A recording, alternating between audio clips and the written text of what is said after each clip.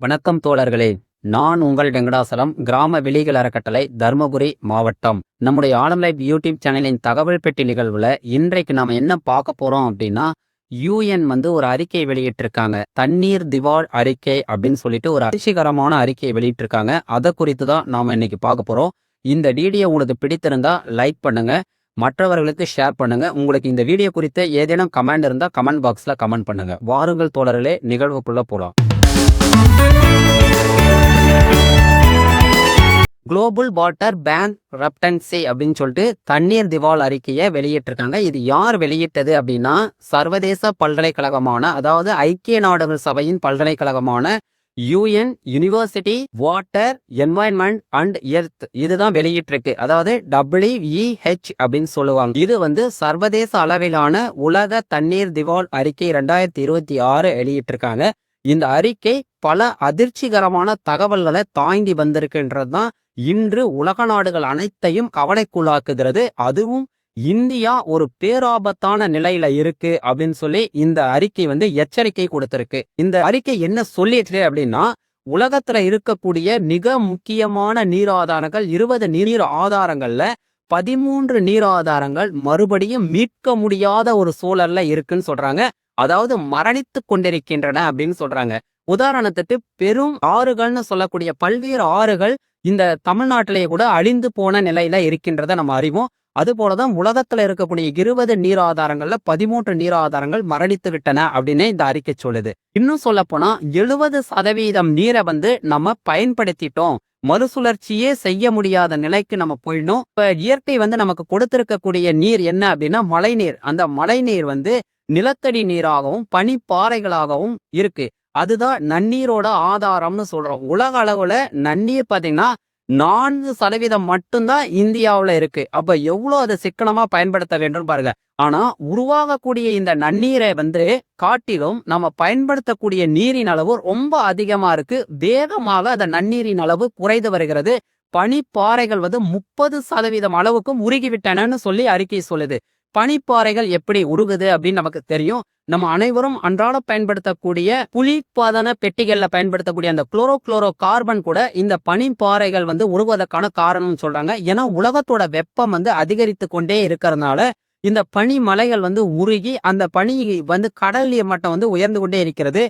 இதனால கடற்கரை நகரங்கள்லாம் மூழ்கக்கூடிய அபாயம் இருக்குன்னு பல ஆண்டுகளுக்கு முன்னரே பொறியியலாளர்கள் எச்சரிக்கை விடுத்திருக்காங்க. அந்த சூழ்நிலையில தான் இன்னைக்கு என்ன சொல்லியிருக்காங்கன்னா 30% பனிமலைகள் உருகிடுச்சு அப்படின்னு சொல்லியிருக்காங்க.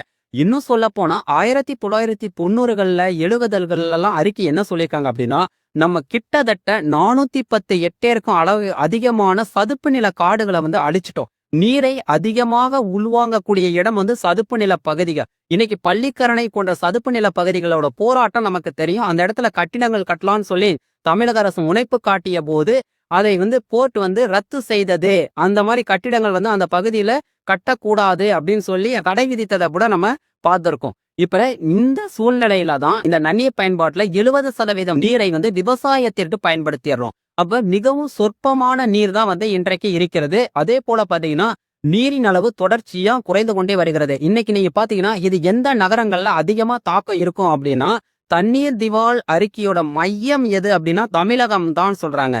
தெற்கு ஆசியா பகுதி, வடக்கு ஆப்பிரிக்கா பகுதியெல்லாம் தண்ணீர் திவாலின் மைய பகுதியா இருக்கு. அமெரிக்காவோட கலிபோர்னியா, சீனா, இந்தியா இங்கெல்லாம் நிலத்தடி நீர் மட்டம் மரணித்து விட்டனன்னு சொல்லுது. திரும்ப மீளுருவாக்கமே செய்ய முடியாத ஒரு நிலைக்கு சென்று விட்டன. மறுசுழற்சியே செய்ய முடியாது அப்படின்னு சொல்றாங்க. இதற்கு காரணம் என்ன அப்படின்னு பார்க்கும்போது, அதிக அளவு நம்ம தண்ணீர் பயன்பாட 70% தண்ணீரை விவசாயத்துக்காக பயன்படுத்துறோம். ஒண்ணு.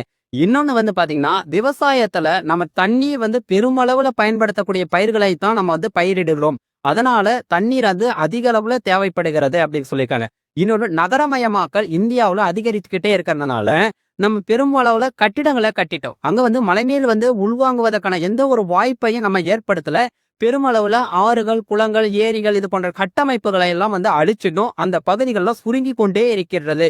1950கள் வாய்க்கிலேயே பல ஏரிகள் அழிக்கப்பட்டு விட்டன தரவுகள் சொல்லுது. இன்னும் சொல்ல போனா நகரமயமாக்கலின் விளைவாக கட்டிடங்கள் பெருகி கொண்டே இருக்கிறதுனால கான்கிரீட் சாலைகளா மாற்றப்பட்டு விட்டதுனால அந்த இடத்துல தண்ணீர் வந்து பூமிக்குள்ள செல்ல முடியாத ஒரு சூழலை தான் இன்றைக்கு நம்ம உருவாக்கி வச்சிருக்கோம். ஏற்கனவே நம்ம சொன்ன மாதிரி மழைநீர் கட்டமைப்புகள் கூட இன்றைக்கு ஏற்படுத்த முடியல. அந்த நீர்கள்லாம் வீணா போய் கடல்ல கலக்கக்கூடிய ஒரு சூழல் இருக்கு. அதே போல பாத்தீங்கன்னா 80% கழிவு நீர் வந்து ஆறுகள்ல கலந்து அந்த தூய்மையான நன்னீரை வந்து மாசுபடுத்தி விட்டன. ஆறுகள்ல மட்டும் இல்ல, குளங்கள், ஏரிகள், குட்டைகள் இதிலெல்லாம் வந்து கழிவு நீரின் கால்வாய்களாக வடிகால்களாக மாற்றப்பட்டு விட்டன. பெரும்பாலான நகரங்கள்ல இந்த கழிவு நீர் வந்து எங்க போய் கலக்க வைக்கிறாங்க அப்படின்னா ஏரிகள்ல கலக்குது, ஆறுகள்ல கலந்து விடுகின்றன. அப்ப கழிவுநீர் வடிகால்களாக இந்த நன்னீர் அமைப்புகள் வந்து மாறிவிட்டன என்றே சொல்லலாம். அப்ப இது போன்ற அமைப்புகள் தொடர்ந்து அழிக்கப்பட்டு வரதுனால இந்த நன்னீரினோட அளவு வந்து மிகவும் குறைந்து வருகிறது. அபாயகரமான சூழலை எட்டிருச்சுன்னு சொல்றாங்க. இந்த நிலை எங்க போய் முடியும் அப்படின்னு சொல்றாங்கன்னா 2018ல கேப்டவுன், தென்னாப்பிரிக்காவோட கேப்டவுன் 0 வாட்டர் டே வந்துச்சு. என்னன்னா தண்ணீர் ஒரு சொட்டு கூட இல்லாத ஒரு நிலையை தான் அது சொல்றாங்க. சென்னையில 2019ல அந்த நிலை ஏற்பட்டது. 2001ல இருந்து 2004 வரைக்கும் பெரிய வறட்சி வந்து தமிழகத்துல நிலவியதெல்லாம் நம்ம கண்கூடா பார்த்திருக்கோம். 2019ல 0 வாட்டர் டே வந்து சென்னையில நிலவுச்சு. ஒரு சொட்டு தண்ணீர் கூட அவங்களால ஏற்படுத்தி தர முடியல. அப்ப சென்னையோட மிக முக்கிய நீராதாரமான புலரி ஏரியில இன்னைக்கு தண்ணீர் பற்றாக்குறை நிலவுகிறது. இந்த ஆண்டு பெரும் தண்ணீர் நெருக்கடி வரும் அப்படின்னு சொல்லி எச்சரிக்கை விடுத்திருக்காங்க ஆய்வாளர்கள். அப்ப இந்த நிலை வந்து தொடர்ந்துகிட்டே இருக்கு. இப்ப இதற்கான தீர்வு தான் என்ன அப்படின்னு பார்க்கும்போது அந்த ஐநா அறிக்கை வந்து தீர்வுகளையும் நமக்கு சுட்டி காட்டியிருக்கு. அதை குறித்து தான் நம்ம இப்ப பார்க்க போம். மத்திய நிலத்தடி நீர் வாரியமும் தமிழ்நாடு நிலத்தடி நீர் பாதுகாப்பு அமைப்பும் வந்து இணைந்து எடுத்த சர்வேல இந்த முடிவுகள் வந்து உறுதிப்படுத்தப்பட்டுள்ளதாகவே தெரிகிறது. கிட்டத்தட்ட 9 மாவட்டங்கள் பேராபத்துக்குரிய மாவட்டங்களா, நிலத்தடி நீரை அதிகமா சுரண்டிய மாவட்டங்களா கண்டறியப்பட்டுள்ளது. மயிலாடுதுறை, திண்டுக்கல், சென்னை, வேலூர், திருப்பத்தூர் இது போன்ற மாவட்டங்கள் வந்து அதிக அளவுல நீரை உறிஞ்சி எடுத்த மாவட்டங்களோட 9 மாவட்டங்கள் அதுல பட்டியலிடப்பட்டிருக்கு. அதுலயும் பாத்தீங்கன்னா நாமக்கல், கரூர் போன்ற மாவட்டங்களும் அதுல இருக்கு. தஞ்சாவூர் மாவட்டமும் உள்ளடக்கப்பட்டுள்ளது. இது இல்லாம மிதமான ஆபத்தா பாத்தீங்கன்னா தர்மபுரி, மதுரை, ஈரோடு மாவட்டங்கள் இருக்கு. இதுல ரொம்ப பேராபத்துக்குரிய மாவட்டங்களா 2 மாவட்டங்கள் இருக்கு. கிருஷ்ணகிரி மாவட்டமும் கோயம்புத்தூர் மாவட்டம். இதை வந்து தமிழ்நாடு வடிகால் வாரியம் வந்து வெளியிட்ட அறிக்கை. அப்ப இத குறித்த ஒரு மசோதாவும் தாக்கல் பண்ணியிருக்காங்க. நிலத்தடி நீர் பாதுகாக்கும் மசோதா. இன்றைக்கும் அது ஆளுநர் கையொப்பத்திற்காக அந்த மசோதா வந்து காத்திருக்கு. அப்ப இந்த தண்ணீர் திவால் அறிக்கையின் மீது என்ன நடவடிக்கை எடுக்க முடியும், இந்த சவாலை போக்குறதுக்கு வழிகள் இருக்கா அப்படின்னா ஐநாவே அதற்கான வழிமுறைகளையும் கூறியிருக்கு. இனி வருங்காலமல்ல தண்ணீர் மேலாண்மை செய்யவே முடியாது. அதுக்கான முயற்சிகளை எடுக்க முடியாது. அதாவது தண்ணீர் மேலாண்மை செய்யறதுக்கு 3 ஸ்டேஜஸ் இருக்கு.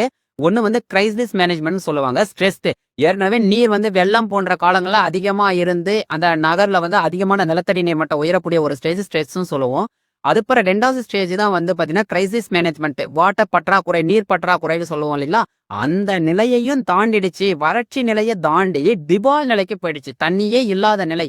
ஒரு மனிதன் தன்னுடைய சம்பாத்தியத்திற்கும் மேலாக செலவழித்து அவன் என்ன செய்வான், ஓட்டாண்டி ஆயிட்டான், மஞ்சள் நோட்டீஸ் கொடுத்துட்டான், திவால் ஆயிட்டான் அப்படின்னு சொல்றாங்களா இல்லையா. அது போல இன்னைக்கு உலகத்துல இருக்கக்கூடிய அவ்வளவு தண்ணீரையும் நம்ம என்ன செஞ்சிட்டோம், செலவழிச்சிட்டோம். உற்பத்தி ஆகக்கூடிய தண்ணீர் அளவு குறைவா இருக்கு. நம்ம செலவழிக்கக்கூடிய தண்ணீரின் அளவு அதிகரிச்சுட்டே போயிட்டு இருக்கு. சுரண்டி எடுத்துட்டோம். அதிகப்படியான தண்ணீர் சுரண்டவின் காரணமாக இந்த நிலை இன்றைக்கு ஏற்பட்டிருக்கு. அதை நம்ம இனியாவது விழித்துக் கொள்வோம் என்ற நிலையில அந்த அறிக்கை வந்து வெளியிடப்பட்டிருக்கு. நகரமயமாக்கலோட காரணமா இன்னைக்கு கட்டமைப்புகள் அதிகமாயிடுச்சு. அதனால நம்ம என்ன செய்யணும்னா மழைநீர் சேகரிப்பு கட்டமைப்புகளை வந்து அதிகப்படுத்தி ஆக வேண்டிய சூழல் இருக்கு. இன்னும் சொல்ல போனா கழிவுநீர் மேலாண்மை செய்ய வேண்டும். கழிவுநீரை மறுசுழற்சி செய்து பயன்படுத்தக்கூடிய அதிகபட்ச முன்னெடுப்புகளை எடுக்கணும். இந்த நதிநீர் இணைப்பு திட்டங்களை வந்து கடுமையாக்கப்பட வேண்டும். அதே போல நிலத்தடி நீரை வந்து எடுக்கக்கூடிய நிலத்தடி நீர் பாதுகாப்புக்கு கடுமையான சட்டங்களை வந்து இயற்ற வேண்டும்.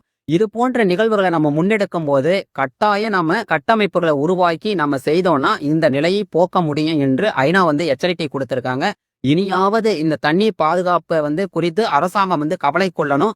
இதை சேகரிக்கிறதுக்கு பல்வேறு துறைகள் இருக்கு. ஜன்சக்தி துறை, நீர்வளத்துறை, இந்த தமிழ்நாட்டுல வந்து பொதுப்பணித்துறை, இப்படி எண்ணற்ற துறைகள் இருந்தாலும் அவர்கள் பணி செய்கிறார்களா இல்லையான்றது கேள்விக்குறியாக இருக்கு. இனியாவது நன்னீரை சேகரிப்பதற்கு பயன்படக்கூடிய ஆறு, குளம், ஏரி இதெல்லாம் தூர்வாரி மழை நீரை வந்து முறையாக சேகரிக்க வேண்டும். அதிகப்படியாக கடல்ல கலக்கக்கூடிய நீரை வந்து முன்கூட்டியே சேகரிப்பதற்கான நடவடிக்கைகளை ஏற்படுத்த வேண்டும். நதிநீர் இணைப்பு திட்டத்தை வந்து அது சவாலான திட்டமாக இருந்தாலும் அதை செயல்படுத்துவதற்கான முன்னெடுப்புகளை எடுக்க வேண்டும்.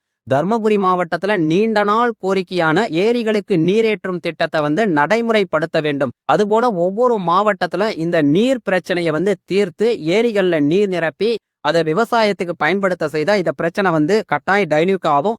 இன்னும் சொல்ல போனா விவசாயத்துக்கு இந்த நீரை ஆறு, குளம், ஏரியில அதிகப்படியான தண்ணீர் தேவை பூர்த்தி செய்யக்கூடிய நீர் ஆதாரங்களை பயன்படுத்துறதை விட்டுட்டு நுண்ணீர் பாசனங்களை மேம்படுத்தணும்னு சொல்லி, அதாவது சொட்டு நீர் பாசனம், தெளிப்பு நீர் பாசனம், இதில் அதிக அளவுல மானியம் கொடுத்து விவசாயிகளை இது போன்ற பாசன முறைகளை கையாள்வதற்கான பயிற்சிகளை வழங்க வேண்டும் சொல்லிட்டு அந்த தண்ணீர் தீபாவளி அறிக்கை சொல்லியிருக்கு.